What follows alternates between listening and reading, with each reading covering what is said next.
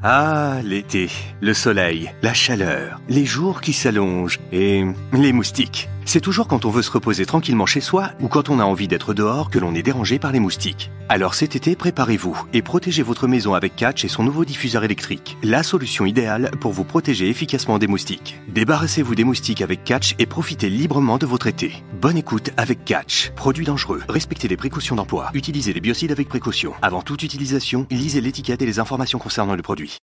La Fabrique Audio présente La Petite Histoire. www.lafabriqueaudio.com. Vous souhaitez devenir sponsor de ce podcast ? Contact @lafabriqueaudio.com. Salut tout le monde, Florent Mounier pour vous servir ce podcast dans votre application de podcast préférée. Si vous aimez La Petite Histoire, n'hésitez pas à venir nous laisser quelques commentaires sur les différentes applications et à laisser à ce podcast une note. C'est pas pour le plaisir d'avoir une bonne note, comme à l'école, mais c'est surtout pour être plus écouté avec les algorithmes des applications qui prennent en compte notes et commentaires.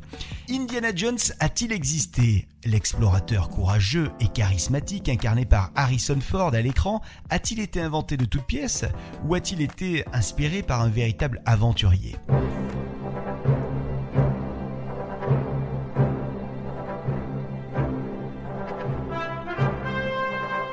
Quand on parle d'Indiana Jones, on a tous en tête cette musique. Musique qui marque bien entendu l'arrivée sur nos écrans de ce merveilleux personnage d'Indiana Jones avec son chapeau d'explorateur vissé sur la tête, son fouet. Aïe, monsieur est d'humeur joueuse aujourd'hui. Et puis sa chemise, toujours ouverte, la classe. India, tu vas finir par attraper froid. Le film Indiana Jones fait donc partie des plus grands succès commerciaux du cinéma américain. Faut dire que c'est un beau duo qui est derrière tout ça. Steven Spielberg à la réalisation, George Lucas à la production. Et si on se laisse bercer par les paroles de Lucas et Spielberg, Indiana ne serait que pure invention. Mais, y regarder de plus près, il semble que certains traits de caractère d'Indiana Jones s'inspirent de deux hommes qui ont réellement existé. Il s'agit de Roy Chapman Andrew et Otto Rahn. Ces deux aventuriers du XXe siècle ont marqué leur profession chacun à leur façon. Ah ouais, quelle histoire ça aussi. Commençons par Roy Chapman Andrew. Il s'agit d'un paléontologue et naturaliste américain qui est né en 1884 et mort en 1960 dans la ville de Carmel. La ville d'ailleurs dont Clint Eastwood a été le maire pendant plusieurs années. C'est décidément une petite histoire en lien avec les stars hollywoodiennes aujourd'hui. Déjà tout jeune, Roy Chapman Andrew est attiré par l'exploration. En 1910 et 1913, il voyage en Asie du Sud-Est et dans l'Arctique, collectant lézards et serpents, observant les mammifères marins et filmant les baleines. À partir de 1914, il part dans une série d'expéditions en Chine. En 1920, il explore la Mongolie et y découvre le squelette d'un rhinocéros préhistorique ainsi que des ossements de dinosaures. En 1923, dans le désert de Gobi, il va découvrir avec un membre de son expédition le crâne fossilisé d'un grand mammifère carnivore. Comme Andrew est un petit peu, certains diront beaucoup, égocentrique, il baptise cette espèce Andrewsarchus, rien que ça. Andrew a fait aussi d'autres grandes découvertes. Il a par exemple trouvé des restes de vélociraptor ou bien encore un œuf de dinosaure. Donc, perso, Andrew me ferait plus penser au professeur Alan Grant de Jurassic Park.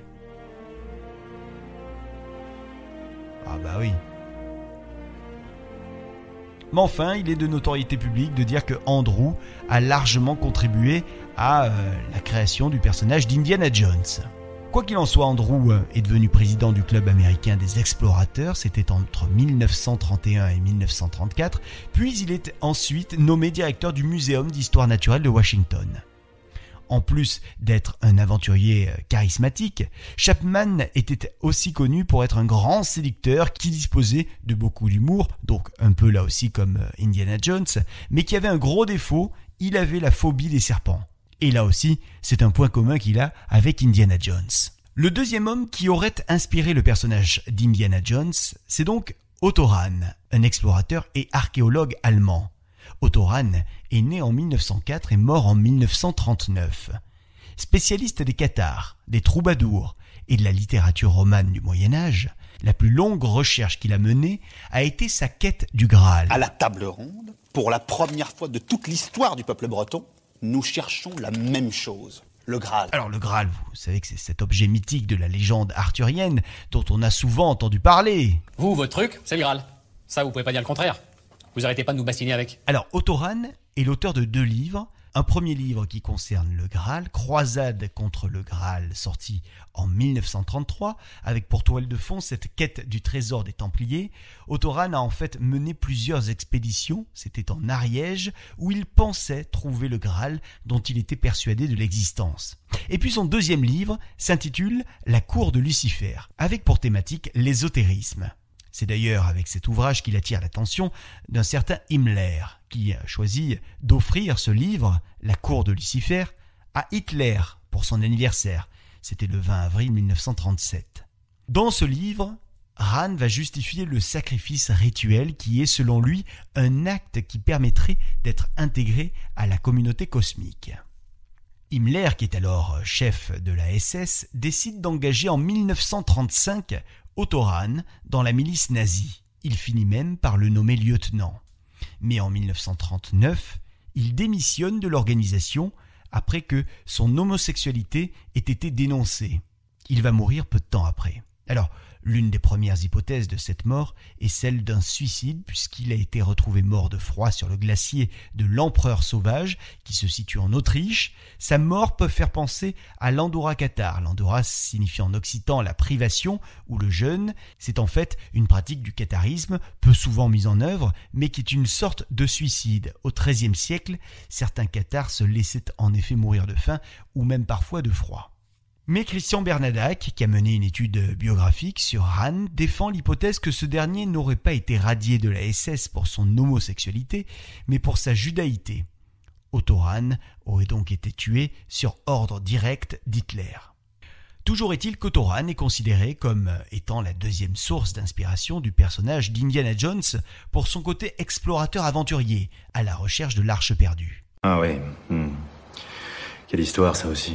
Vous avez aimé ce podcast de la petite histoire consacrée à Indiana Jones? Dites-le nous avec des commentaires, des étoiles également sur les différentes applications de podcast et notamment Apple Podcast. Rendez-vous également sur le www.lafabriquaudio.com avec d'autres podcasts qui vont vous plaire, j'en suis sûr.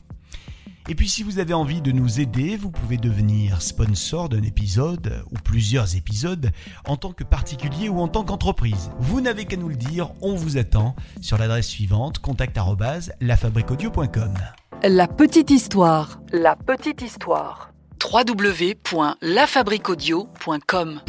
Vous souhaitez devenir sponsor de ce podcast? Contact@lafabriquaudio.com.